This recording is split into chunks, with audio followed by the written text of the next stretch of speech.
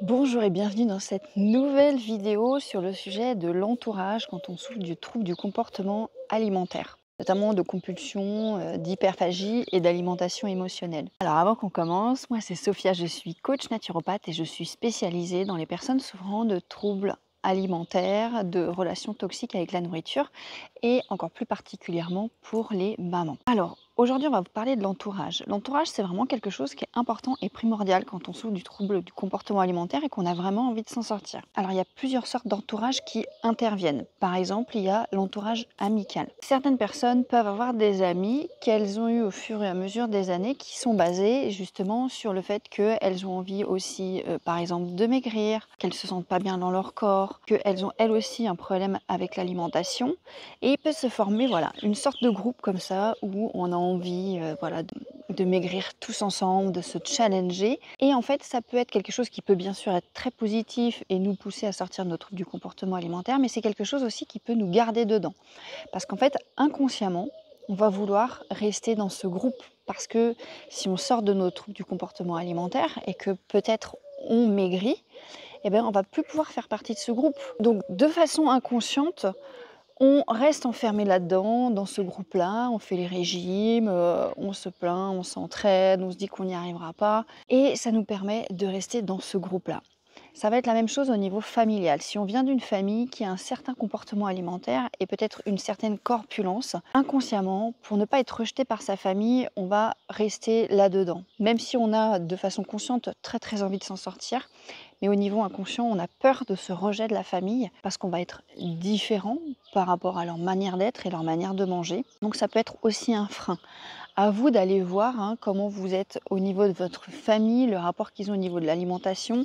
Si vous avez peur que ça change quelque chose, si vous changez votre comportement avec votre famille, il va y avoir ça aussi qui va vraiment jouer. J'ai rencontré des personnes qui, au fond, elles avaient peur de s'en sortir parce que sinon, elles avaient peur d'être rejetées par leur famille qui avait toujours été comme ça, corpulente, à manger beaucoup. Et comme elle avait toujours connu ça, elle ne savait pas du tout comment faire pour vraiment s'en sortir. Au niveau environnement aussi, il peut y avoir le rapport qu'on a avec notre conjoint. Par exemple, qu'on a peur que si on change quelque chose dans notre rapport alimentation, dans notre rapport corporel, il nous quitte, ou on soit moins aimé, ou on se sente rejeté, ou alors au contraire ça nous conforte dans le fait que ben voilà, j'ai ces problèmes-là et il m'aime quand même. Et donc ça participe, le rapport avec votre conjoint, dans un sens ou dans l'autre, va participer à garder, de façon inconsciente toujours, ce comportement-là. Également, et aussi avec l'entourage, alors qui est un petit peu différent, mais qui est plutôt lié à soi,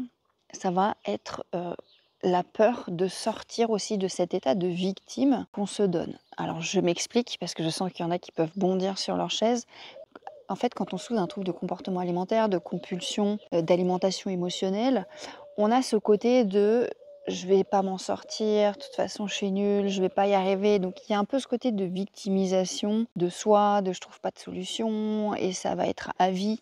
Voilà, ce côté où on est dur avec soi-même et un peu de victimisation qui nous permet de nous garder dans un certain confort qui est certes inconfortable, mais qu'on connaît. Et donc ce rapport avec soi-même, il peut nous empêcher aussi de sortir de nos troubles du comportement alimentaire parce qu'on ne saura plus comment se placer au niveau des autres. Parce que c'était une habitude.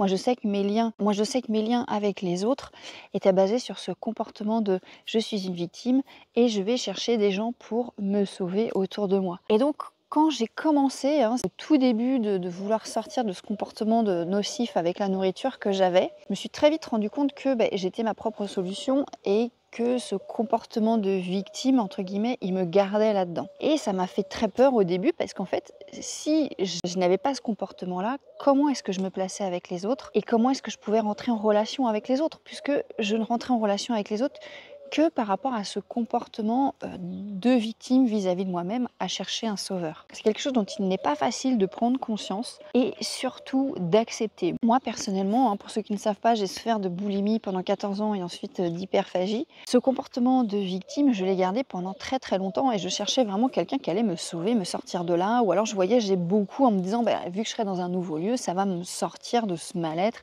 et de cette relation avec la bouffe. Ça ne s'est pas passé et il y a un moment, j'ai compris que j'étais c'était ma propre solution et que je devais sortir de ce comportement-là pour vraiment m'en sortir. Et là, ça a été beaucoup plus difficile parce que je ne savais plus comment me placer par rapport aux autres. Et j'ai même arrêté beaucoup les relations autour de moi parce que je savais plus. Comme j'avais toujours eu ce comportement-là avec les autres, comment me placer vis-à-vis des autres. Donc voilà, vous allez pouvoir dans cette vidéo plusieurs comportements différents qu'on peut avoir par rapport à notre environnement lié à notre relation à la nourriture.